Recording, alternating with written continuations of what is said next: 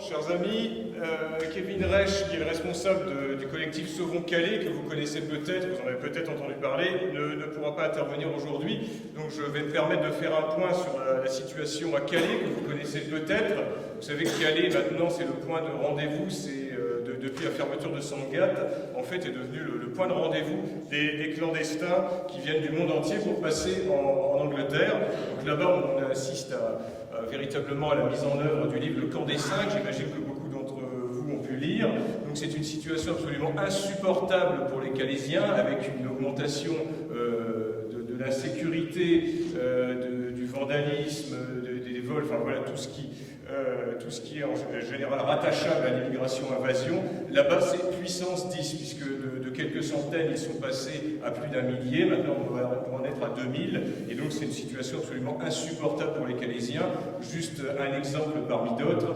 Sachez qu'ils ne peuvent même plus laisser sécher leur linge dans leur jardin, puisqu'ils se font voler leur linge dans leur jardin. Dès que vous mettez sécher une culotte, vous la faites voler par les clandestins. C'est une situation qui est totalement insupportable. Je ne parle pas des agressions, des vols, des viols, enfin tout ce qui va avec une immigration, invasion, de colonisation. Donc la situation à Calais est telle que je viens de vous la décrire. Et Kevin Reich, qui est un jeune Calaisien, a décidé de monter un collectif qui s'appelle Sauvons Calais pour dire non en fait à cette situation. Évidemment, il rencontre un franc succès sur la ville de Calais. Nous avons fait une manifestation qui a fait un petit peu de bruit le 7 septembre dernier, puisqu'il faut savoir qu'à Calais, personne ne s'occupe du sort des Calaisiens. Il faut savoir qu'il y a des associations, des no borders, ça s'appelle, c'est ce genre de crasseux dégénérés à dreadlock, avec vous voyez, le punk à chien, des genres de crasseux qui soutiennent en fait les migrants. On appelle ça des migrants, mais en fait c'est des clandestins, c'est des sans-papiers, c'est des gens qui n'ont qu'une seule vocation, c'est d'être mis dehors du territoire français. Et donc voilà, et il y a eu cette association Sauvons Calais qui rencontre véritablement un franc succès, donc il y a eu cette manifestation le 7 septembre dernier. Il y a eu du monde qui est venu, malgré ce que la presse a dit, quasiment on était 10, non, nous étions réellement 500, environ 500. Dont on va dire 450 Calaisiens et une cinquantaine de personnes venues d'ailleurs. On dit que nous avons tenu, les orateurs ont tenu des discours de haine. Voilà, c'était la haine, c'était le retour du nazisme, le 4e Reich commençait à Calais. Enfin voilà, on est dans un délire journalistique absolument inimaginable.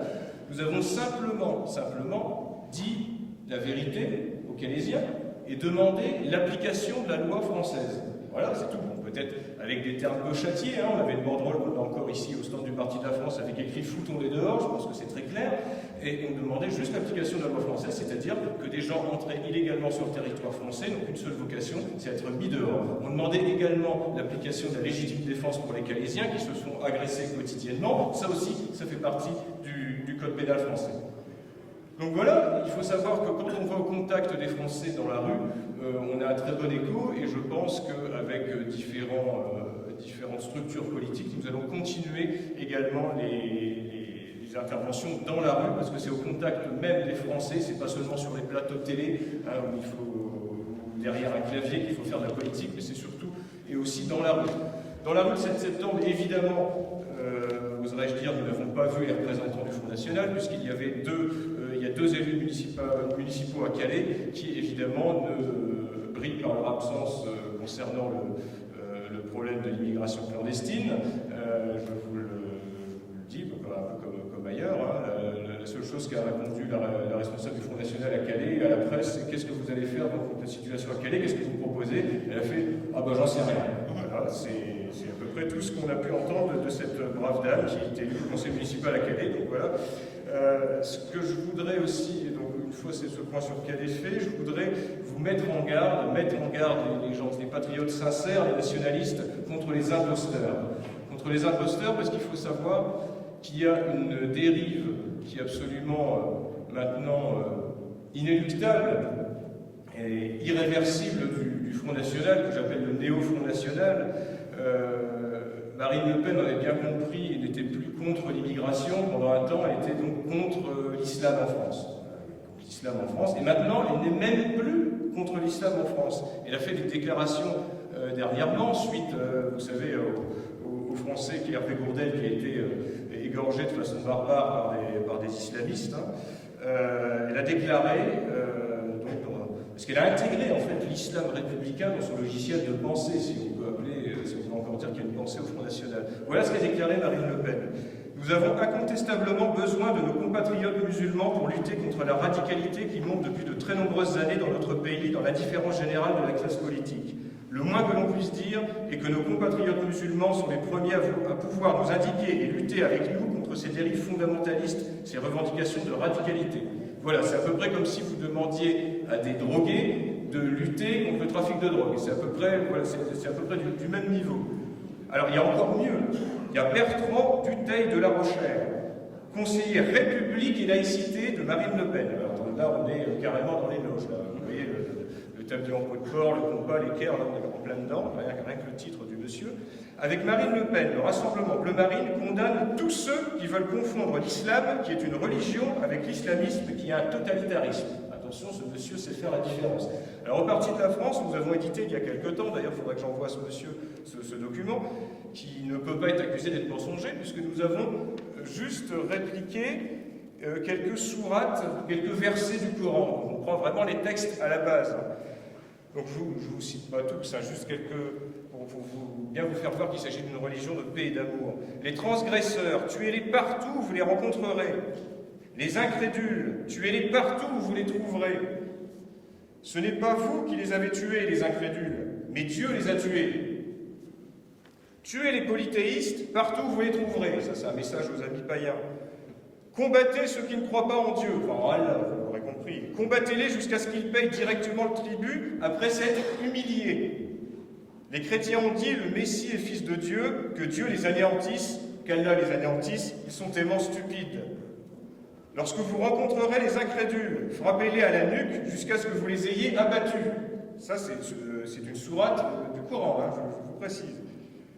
Mohamed est le prophète de Dieu, ses compagnons sont violents envers les impies, bons et compatissants entre eux. Voilà le texte même du Coran. Et il y aurait un islam de France, un islam républicain. Moi, je dis juste qu'il y a un islam en France et qui n'a rien à faire en France. Voilà ce que je pourrais dire par rapport aux imposteurs qui veulent nous faire croire qu'on peut vivre avec 15 millions d'étrangers extra-européens et avec une islamisation galopante de notre société.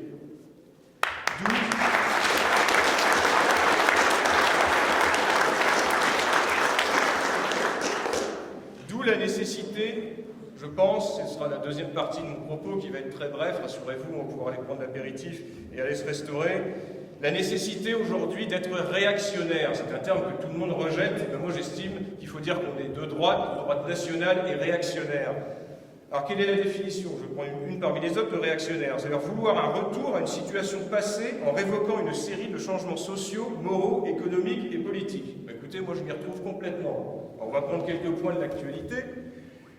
Alors par contre, être réactionnaire aujourd'hui, la nécessité d'être réactionnaire, je dirais, c'est par exemple refuser que des dégénérés aillent dans les écoles pour baisser leur slip devant les gamins. Parce que là, on y est, avec la BCD de l'égalité, la théorie du genre. Là maintenant, c'est la porte ouverte aux détraqués pour aller pervertir nos propres enfants. Alors refuser ça si c'est être réactionnaire, je veux bien être réactionnaire, il n'y a aucun souci. Concernant le virus Ebola, grand sujet d'actualité actuellement, alors là, aujourd'hui, évidemment, il ne faudrait pas qu'il y ait de ségrégation virale. Donc maintenant, ça y est, il est arrivé à Paris. Il ne fallait surtout pas fermer les frontières. Donc maintenant, il ne faut pas stigmatiser Ebola. Attention, c'est comme il ne faut pas stigmatiser l'immigration. Donc on en est arrivé à ce qu'il y ait un cas d'Ebola à Paris. Alors que, voilà, moi je veux bien être taxé de réactionnaire, mais une épidémie pour une maladie qui est mortelle à 90%, il faut empêcher qu'elle arrive sur un autre continent. Et il y a un moyen très simple, c'est d'isoler les malades. Voilà, dès les premiers symptômes, il fallait isoler les premiers malades dans le coin d'Afrique où ils étaient malades, les laisser mourir 90% d'entre eux, et après vitrifier la zone au napalm. Voilà, ça c'était une solution responsable et ça aurait empêché qu'il y ait la moindre propagation du virus Ebola. Mais c'est sûrement une position d'un actionnaire que j'assume complètement. Concernant l'islam, alors on a parlé avant, je vais être très court, il y aurait un islam républicain, il pourrait y avoir un islam en France, un islam de tolérance et de paix, adapté au discours des droits de l'homme. Non, l'islam n'a rien à faire en France. L'islam, c'est juste une circonstance aggravante de l'immigration-invasion. Et quand on aura réglé le problème de la colonisation migratoire, on aura évidemment réglé aussi le problème de l'islam. La question de l'islam ne devrait même pas se poser. La question qu'il faut se poser, c'est qu'il faut rester français en France et rester maître chez nous. Voilà. C'est pour ça qu'on parle des problématiques de l'islam aujourd'hui, parce qu'on a plusieurs millions d'islamistes en France du fait de l'immigration-invasion.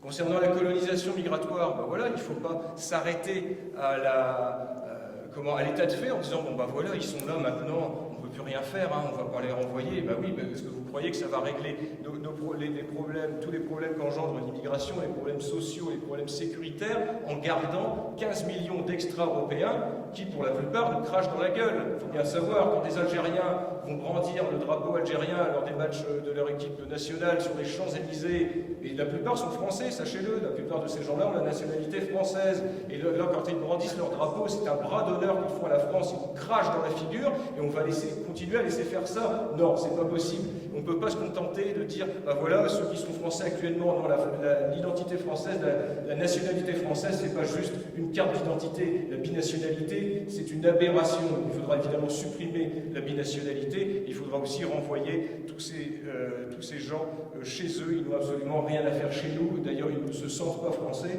Ils ne veulent pas être français. Ils ont une haine tenace contre la France. Donc, s'ils auront beau avoir une carte d'identité française, il faudra les déchoir de leur nationalité et les renvoyer chez eux. Ça, c'est peut-être réactionnaire, mais c'est en tout cas le programme du Parti national.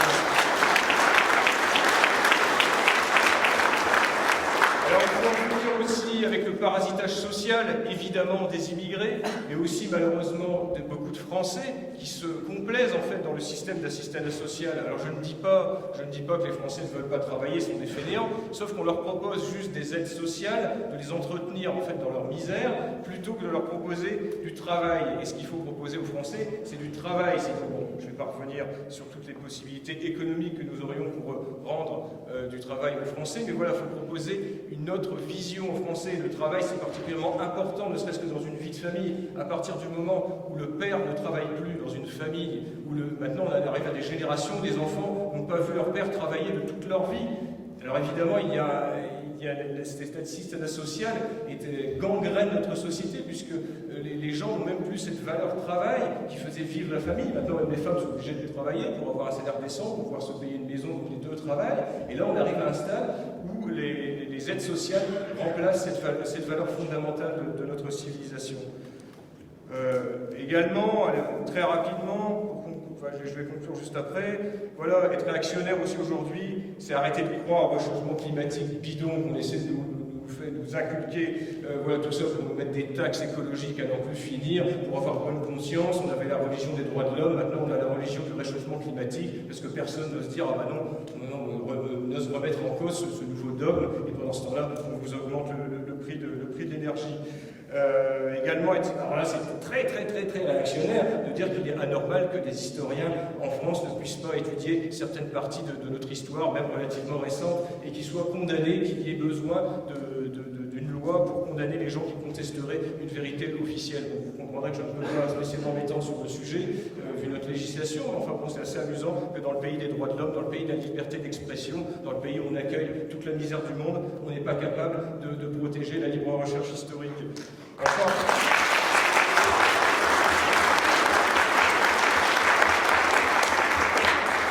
également, c'est aussi très réactionnaire, mais je l'assume aussi complètement, c'est-à-dire de vouloir une législation qui respecte la vie de la conception jusqu'à la mort naturelle.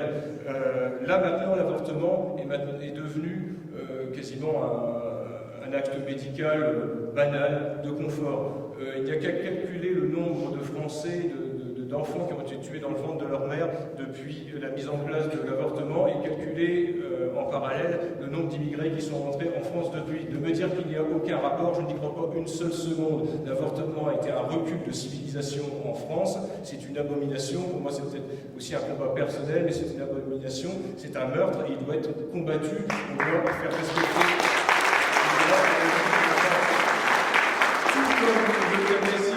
L'euthanasie, on vous présente des cas particulièrement émotionnels, hein, puisqu'on vous présente le type qui est tétraplégique, qui ne peut plus parler, voilà, qui ne reconnaît plus personne, mais sachez que de l'euthanasie émotionnelle qu'on essaie de vous présenter maintenant, on arrivera évidemment à l'euthanasie économique, et on y arrivera très facilement, puisque maintenant, dans notre société, on ne prend plus les personnes âgées, on ne prend plus nos aînés chez nous, enfin, les gens ne les prennent plus chez eux dans notre société individualiste. Maintenant, ils vont crever dans des mouroirs qu'on appelle maisons de retraite. Alors, il y a des belles maisons de retraite pour ceux qui ont les moyens, et il y a des mouroirs pour ceux qui n'ont pas dans les moyens. Voilà, maintenant, les maisons de retraite mouroirs, disons, proposées par l'État, et ben, on vous proposera l'euthanasie. Et quand on voit que certaines familles ne veulent même plus, ne rendent même plus visite à leurs anciens, ou ne veulent même plus payer un dentier à leur grand-père parce qu'ils estiment que ça ne vaut pas le coup, vu qu'ils peuvent sûrement mourir dans un an ou deux, vous imaginez bien qu'à ces gens-là, quand on leur proposera d'euthanasier leurs aînés, ils diront oui, et s'ils diront tout de suite en bas de la feuille, voilà à quoi va mener l'euthanasie.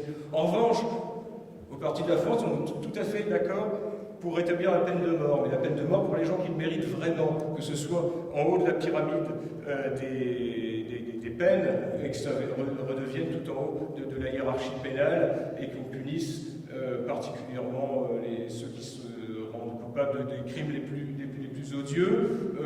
On dira oui, mais ça n'empêchera pas forcément. Écoutez, je dirais, si ça peut empêcher le meurtre d'un seul enfant, on met à mort des pédophiles tueurs d'enfants, si ça peut empêcher un seul multirécidiviste de récidiver, justement, et ben ce sera toujours ça de gagner. On n'a pas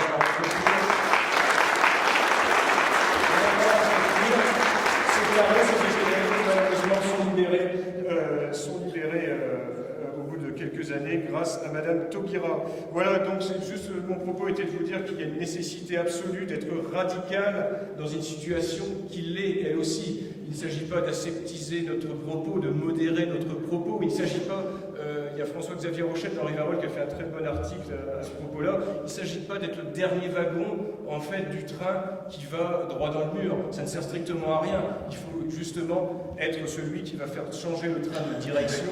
Il faut être ceux qui résistent, qui se présentent comme les résistants nationaux. Si nous ne le faisons pas, personne ne le fera à notre place. Voilà, n'attendez aucune aide extérieure, n'attendez aucune aide de quiconque pour faire le travail à votre place. Nous avons hérité d'une nation. Sachez que nos pères l'ont construite de leurs propres mains, ils ne l'ont pas eu en cadeau, et que c'est par notre détermination, par notre motivation, par notre persévérance, par notre goût du défi et de l'effort que nous rendrons la France aux Français. Merci.